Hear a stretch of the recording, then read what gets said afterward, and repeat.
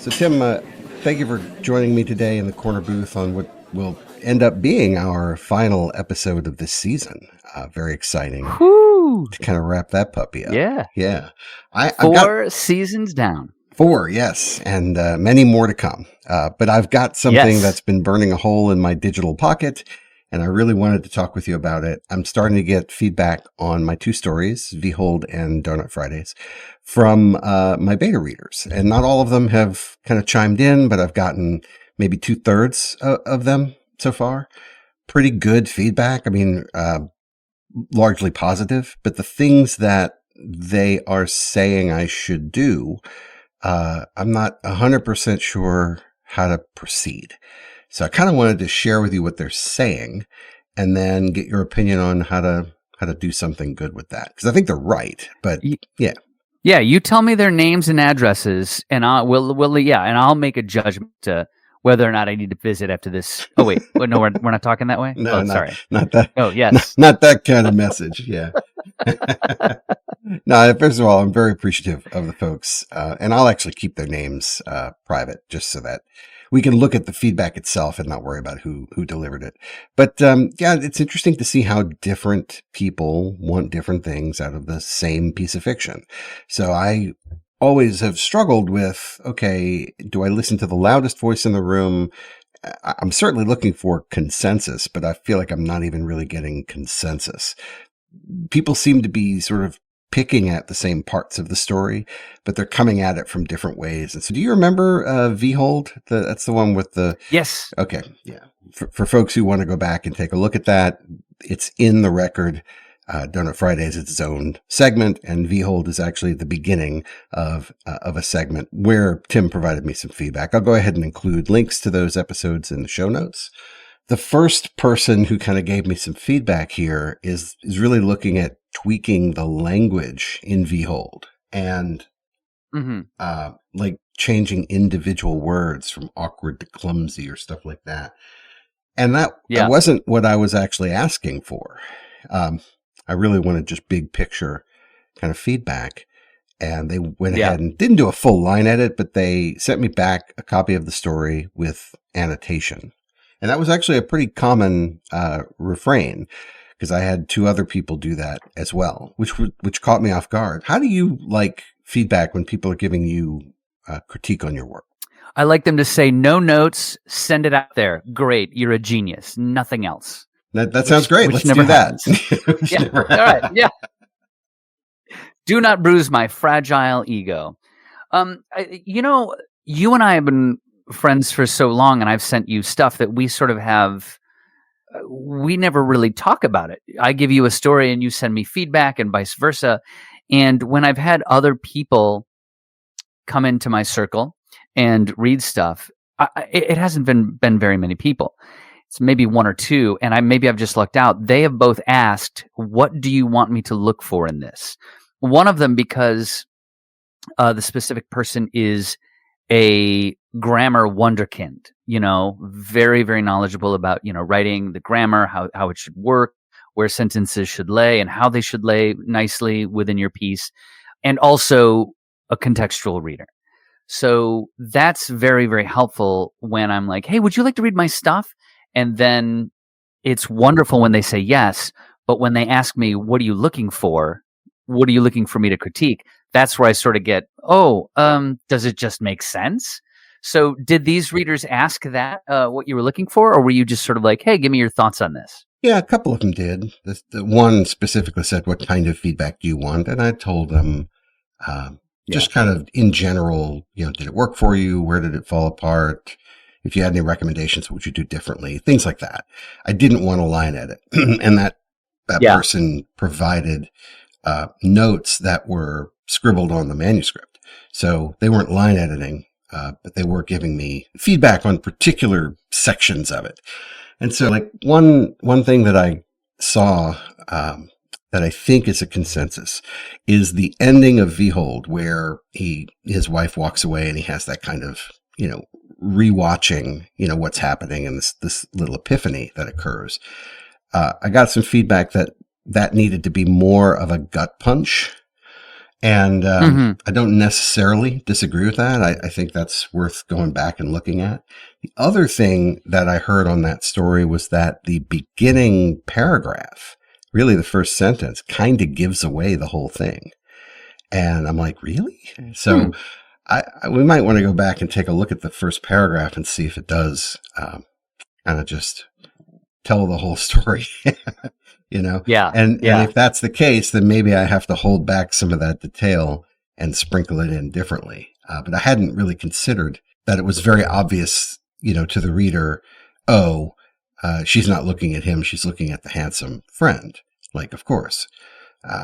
Yeah. It's always, I get so entrenched in a piece that I forget that I have all of the details in the backstory in my head. And when I try to cut stuff out, it might not make it clear to someone who's approaching the piece with a fresh set of eyes because I'm so wrapped up in it. I'm like, oh, you know what? I could lose this detail, or maybe I could get rid of this sentence and not see the bigger picture. Yeah. And sometimes that can be very, very helpful. You've done that for me a lot. And that's very, very helpful. So did you you haven't gone back to the piece to take a look at that particular critique sense? I mean, I'm still considering it. I think down deep, I know he's right. And I'm afraid to break what already works in the story, but I think in a different way. Once I get kind of a lyrical flow, it's almost like memorizing lyrics to a song that you like. And you don't want to change the lyrics because they're in your head and like that, that's the song, And so I kind of feel like I've done myself a disservice in a way because I've gotten this cadence and this flow that I really like, but maybe it's not helping the story, but it's a cadence and a flow that I'm very familiar with and I like it. I think I mentioned this on, when I was revising the second arc into something new, that it felt like I was breaking something that was already in existence and unbreakable. Like, I'm messing with something that has existed for a long, long time and I shouldn't do that. Yeah. So, I mean, this is kind of the same thing where I'm sure that as soon as I start cracking it into pieces and thinking critically about what they're saying, that if I try to seed that information differently, it just makes a new song and it's not a big deal. So, but that's a hurdle for me, because I really like the way it flows.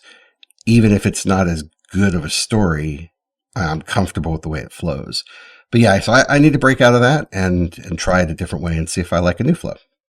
But also, you get into such tricky territory because you're also looking for your voice. And if something is feeling right to you, there's a reason that's there for you. And it's always so difficult when someone says, hey, this part doesn't work. Because, of course, there's all the kill your darlings talk that you need to pay attention to. And for me and my history, this very well, I would have my darlings and I would not kill them. I'd be like, no, I'm going to work around this. I really like this 3-word, but 3-word part of this one sentence. And I'm going to work everything around that. And I think that it's difficult to say, oh, well, maybe I do need to take a look at this objectively, and maybe I'm holding on to it too tightly.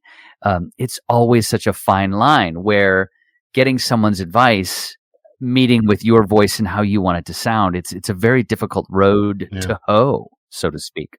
No, for sure. And let me be super clear. Sometimes some of the feedback has been, I don't like this phrase or this wording.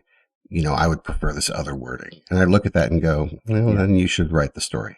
I'm going to hang on to this. So it's not that I feel pressure. And again, we've said this before, just because someone was kind enough to take the time out of their day and provide feedback doesn't mean that there's an implied pressure that I have to do all of those changes. And when something is purely stylistic, my folks are pretty good about saying, hey, this is just a style thing.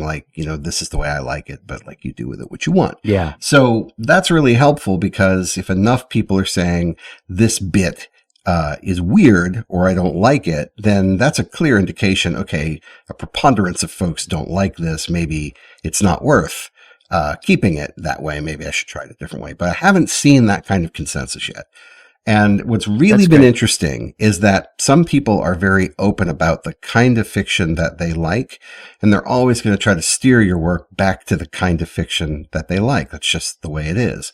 And so one person said that he was a modernist.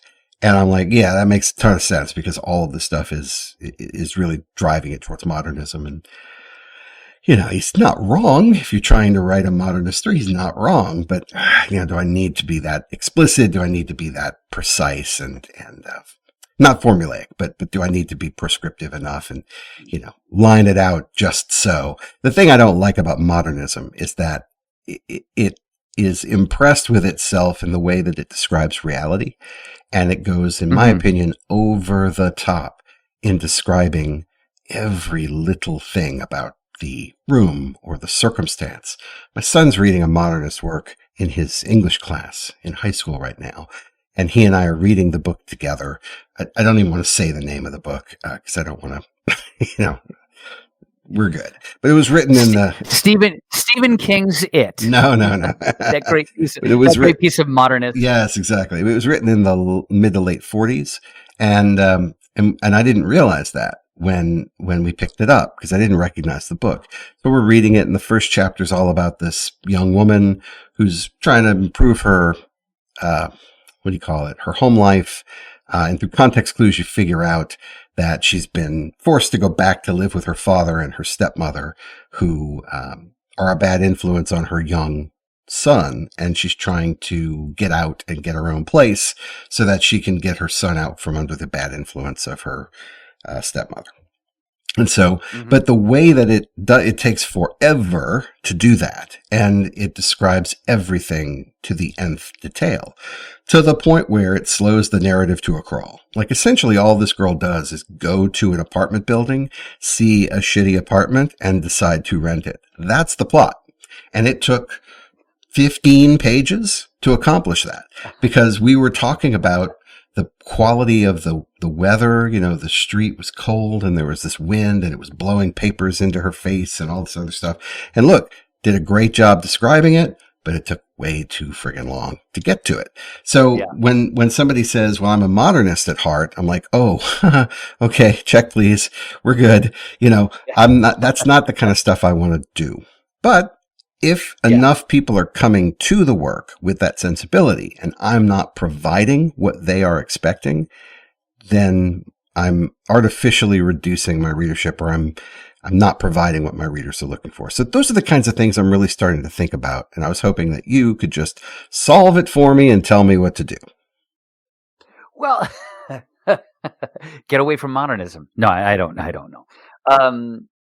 These are also newer relationships for you as a writer. These might be people that you've known for a while. I'm not sure who these folks are, but in this sort of capacity, these are new relationships. And there's also a kind of maybe a sort of period of time where you have to kind of get into each other's headspaces and see how they are.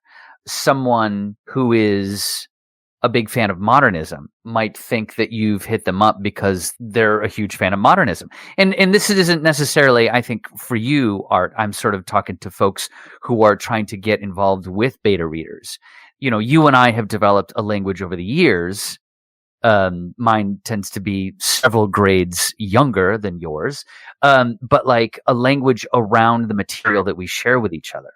And when you're looking for new beta readers, I think it's worth keeping in mind that these are folks, you might say, okay, great. I'm so happy that you're going to read my stuff. Here's 3 things. And these might be some of the first works that you've shared with them. So I think it's good to maybe take them all with a grain of salt and say, great, here's where our relationship starts. Let's see what we can work to from this point, if that makes sense. No, it does. And I think the best thing that I'm getting from the feedback is, are there spots in the story that everyone is commenting on? So that could be good or could be bad, but it's the parts that are the lightning rods of the text. And I am seeing those kinds of patterns. In Behold, the ending is not satisfying for enough of the readers that I'm starting to scratch my head about it. But, counterpoint, other readers told me no notes, like literally what you were jokingly saying earlier, like it's good as is. 2 of my readers told me, yeah, these are good, just send them out. And then 3 other readers said, well, you really need more XYZ. And I'm like, well, damn, which one is it? And so the lazy, the lazy person in me wants to just send them out and go, let's see. But I think I'd rather tinker it a little bit. But then again, I'm also afraid that if I go in and tinker, I'm going to break it and it'll be worse. Yeah.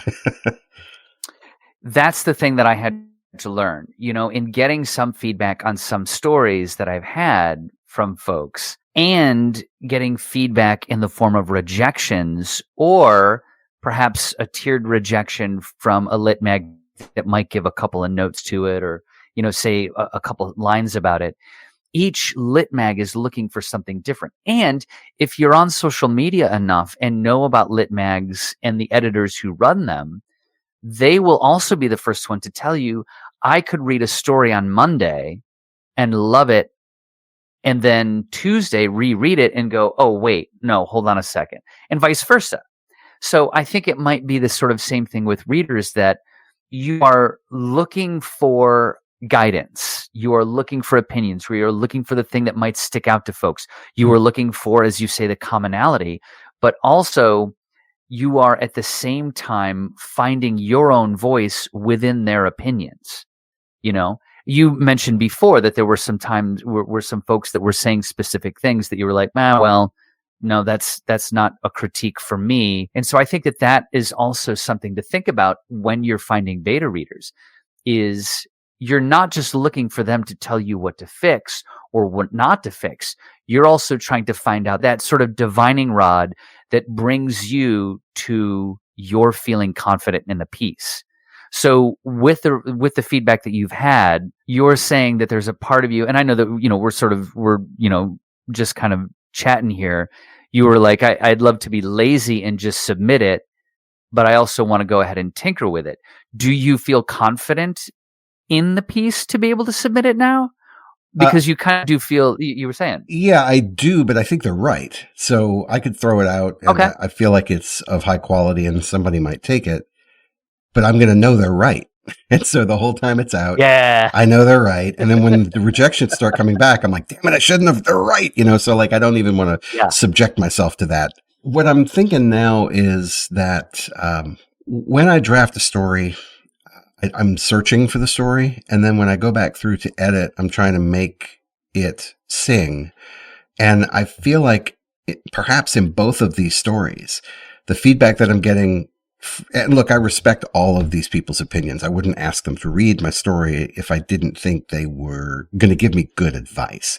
But the 2 people who probably have the most kind of academic credentials are the ones that are really turning the screws on me to make it more than what it is just laying there.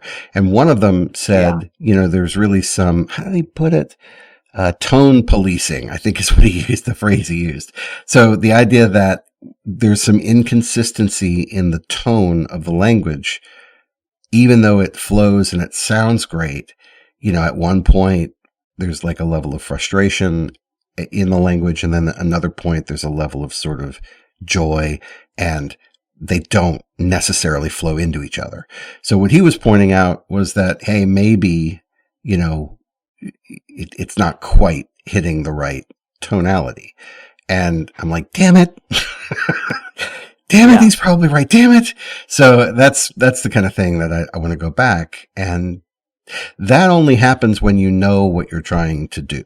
And so when I draft a story and then redraft it and edit it, there's a chance that I really don't know what I'm trying to accomplish, and that it takes getting it done, stepping back, and then coming back to it fresh to go, oh, why is this here? Oh, well, I could punch up this. And that's where you start really being able to kind of summarize, this is what the story's about, and this is what the point of it is. Whereas when you begin writing it and you're trying to search through the cave in the dark, like, where's the point? What am I doing? Who are the characters? You just kind of write whatever sounds good or feels good. And I think my stories may have stopped short of actually getting that final scrub of let's make sure everything is kind of working towards the same goal, rather than, well, it sounds good, so let's send it out and let's see. So that's where I think that's the big lesson that I'm taking away, is that my process maybe requires a little more time away and then come back to it with this sort of overall, review, rather than, oh, well, the language sounds really good and I think it's fine, so let's do it. Yeah, that's great. So are you kind of scheduling out how to put this piece away and to sort of maybe work towards something else, or? Yeah, I think it's been sitting long enough. I think I can go back into both of them and make those corrections and get them out the door. And that's kind of what I'm hoping February and March will be, is creating the time to go through the big list of literary publications, picking the ones I want to send it out to, and then kind of getting that out the door.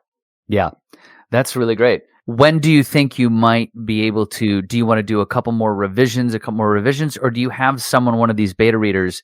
Maybe that's a question that our listeners might have, is how often do you send revisions back to a reader? And I'm sure that changes with each, but do you have an idea about when you might be ready for that? Yeah, that's a good question. I hadn't really considered sending the revision back to those readers, because I feel like what I might get is their assessment of how close to or far away from their version the new version is.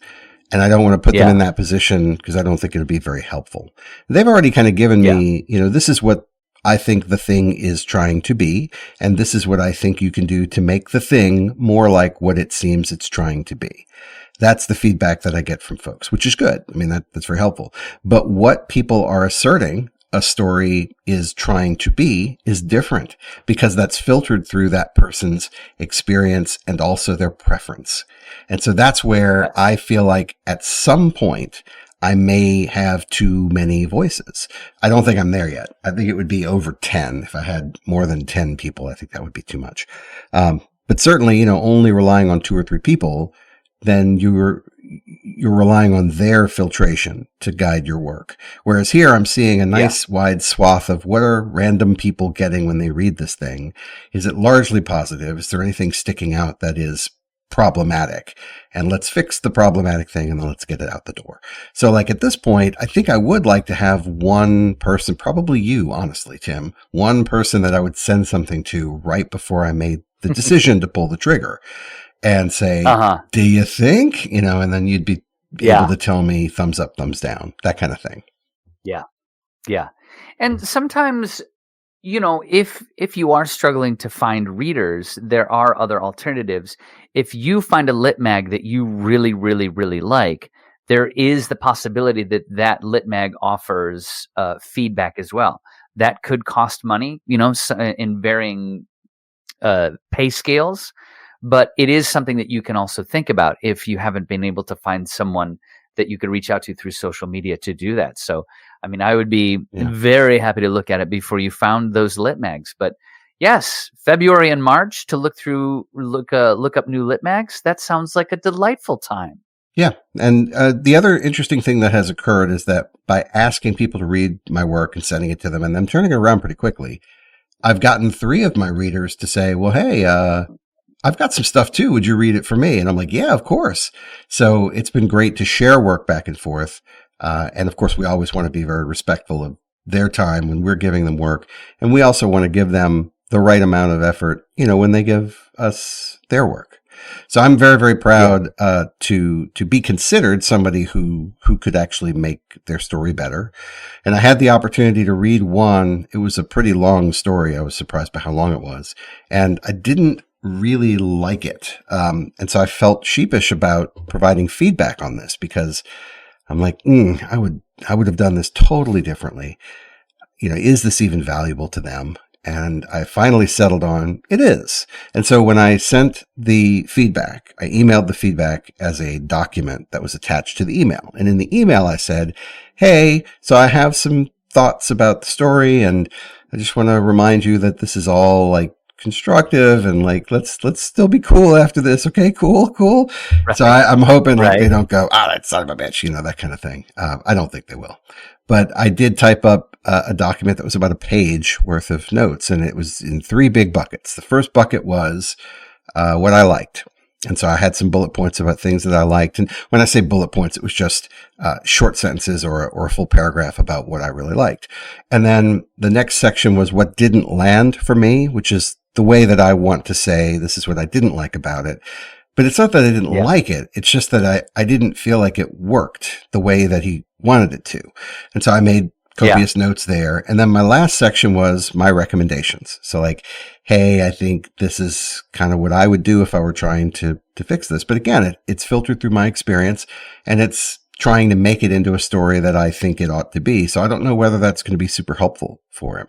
So I'm just hoping to kind of point out, like in this particular story, without kind of naming names or giving stuff away, it was an interesting premise that started way too early and ended way too late. Like the actual meat of the story, the place where I felt dialed in and most interested, was kind of the middle third. And that middle third kind of came and went without what I was hoping for, which was really a character change.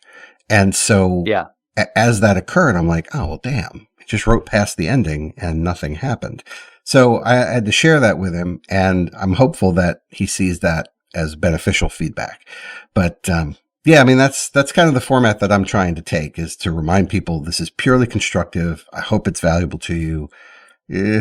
And here's what I liked. Yeah. Here's what didn't land for me. And here's kind of what I would consider doing in the future. Yeah, I think that that's a really, really great format, because that's also something that folks might not know how to do. Is I've been asked to give feedback. What's the best way to do it? You know, and I just sent you a piece last week, and you did the same for me. And it was very, very beneficial. It's always nice to get the dopamine rush of that. Here's what worked for me. You know, you get a little bit of like, oh, well, thank you very much. And then you can get into the meat and potatoes about things that weren't clear. So I think that that is a really, really great formula for folks looking to give feedback. And, you know, everybody's going to be different. Maybe somebody wants to do it a little bit of a different way. But again, these are new relationships that you've started, or new aspects of a relationship with someone that you might have already known.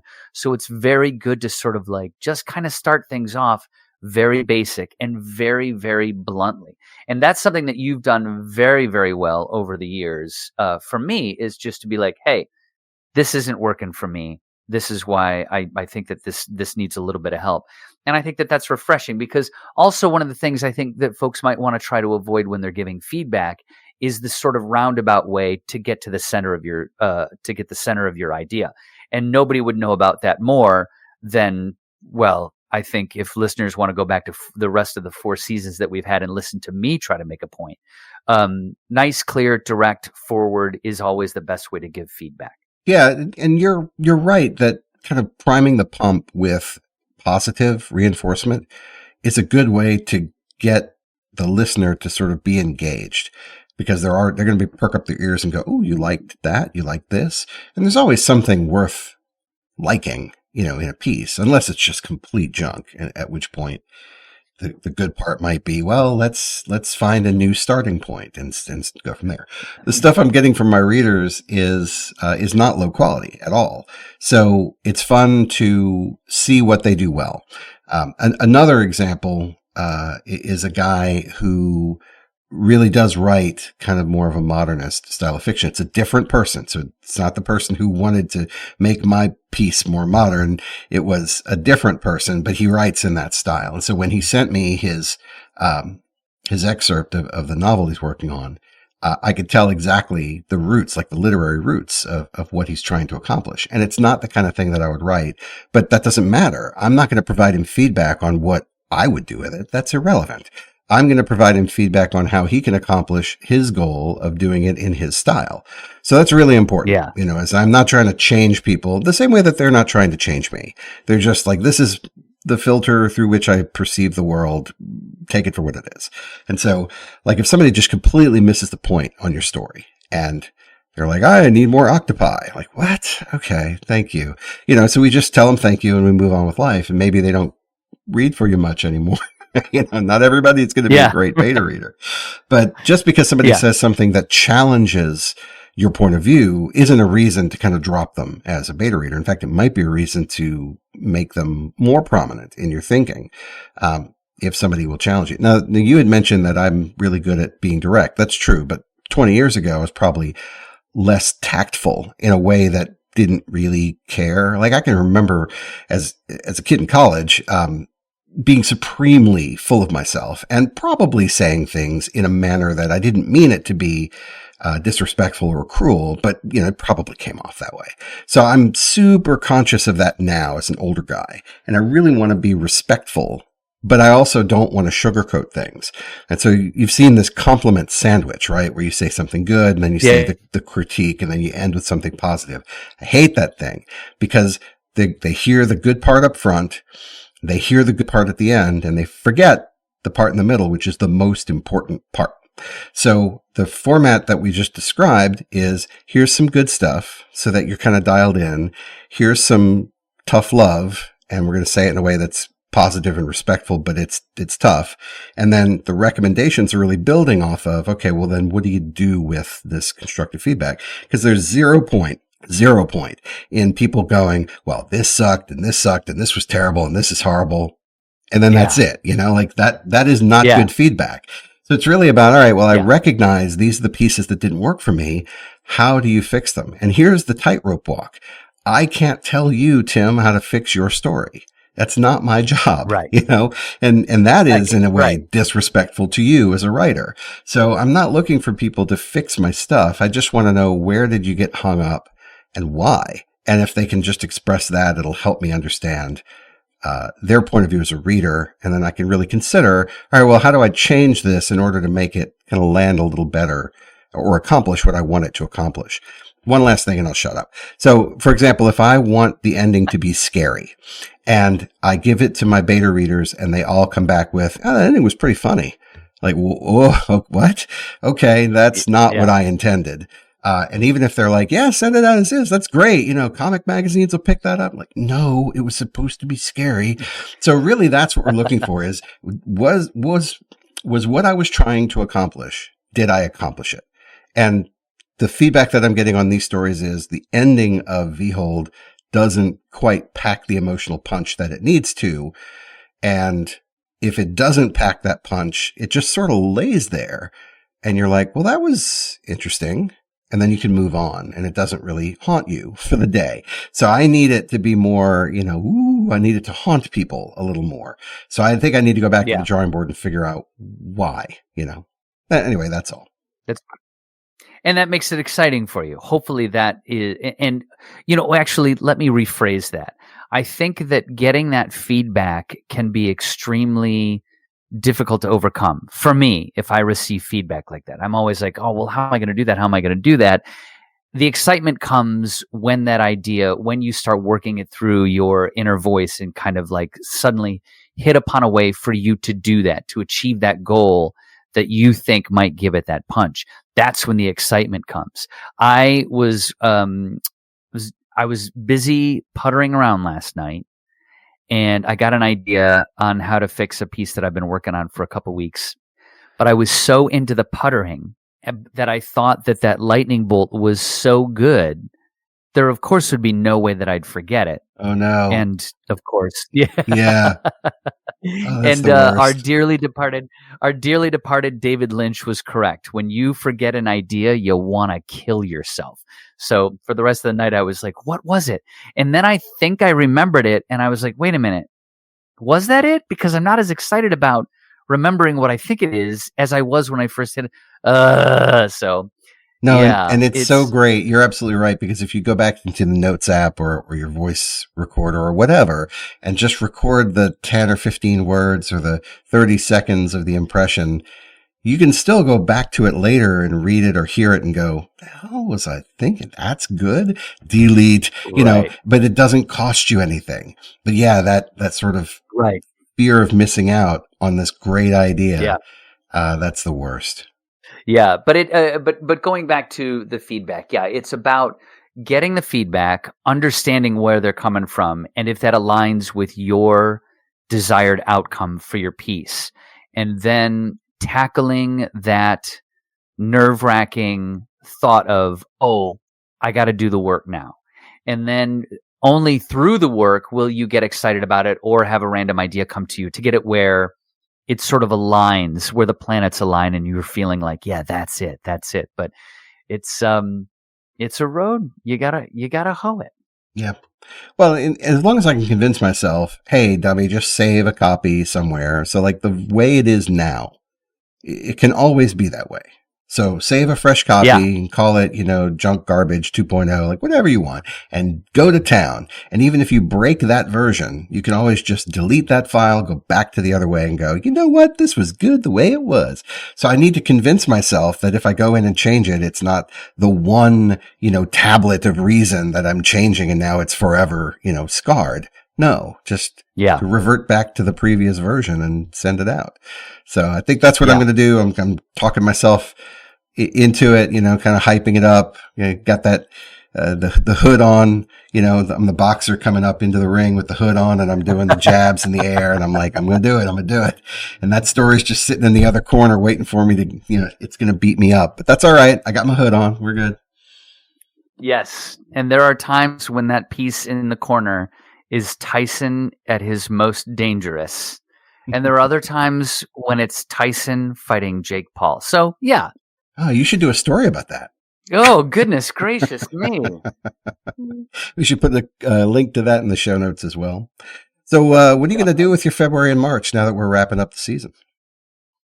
I am going to try and do what I set out for 2025, which is work on longer pieces. Now, of course, I haven't. I've done a little bit of smattering of work on some novels, and I've actually pulled up the files of some 1,000-word plus stories that I have. But I'm sort of placating myself because I have gone through my files and I've picked out about, I think the number was 14 pieces that I feel are strong enough that I could turn into a chapbook, which technically for that New Year's resolution or that goal for 2025 is a longer piece of shorter pieces. So the things that have been exciting me are still shorter pieces. So I think in February and March, I am going to, let's be honest, February and March, I got to work. It's going to be busy. But within that, I'm going to carve out some time to maybe try and put together something that might be a micro chapbook that I could try and send somewhere. That's cool. I'm going to get these 2 stories revised and out the door so that I can start gathering rejections and maybe get, maybe land them somewhere. But that's my February and March. And I'm going to start at least one new one so that when we get together in April and kind of reconvene the podcast, we'll have more work to share and discuss. I love it. I can't wait. It's going to be fun. And the thing is, what our listeners don't know is we'll still be talking to each other in that February and March. I know we will. That's what's lovely about it. That is true. We just won't be recording it. We just won't be recording it. You could be our friends. That's right. If you want to be our friend, please send us an email to TiffinInnWritingWorkshop@gmail.com. Yeah. I'm talking to Art and you're not. That's right. I tell you, the workshops that we were going to offer, I want to do those as kind of one-on-one sessions. I like doing feedback for people. And the few people that have read for me and I'm now in return reading for them, it's been a lot of fun to read their work and kind of provide a one-page feedback of their work. And I would like to extend that to our listeners if anybody's interested in getting that kind of feedback. Because I know sometimes a workshop is a bridge too far for me. For example, I might not have time to participate or my schedule might not work out with the particular availability, so I can't participate. But I really do like to have people read my work and give me thoughtful critique to help me get better. So that might be a really good way to approach those in the rest of 2025 when we come back in April. Yeah, that's a really great idea. This is like reader services. Yeah. So we'll do that. All right. Well, have a great February and March, and we'll see everybody back here in April in the corner booth.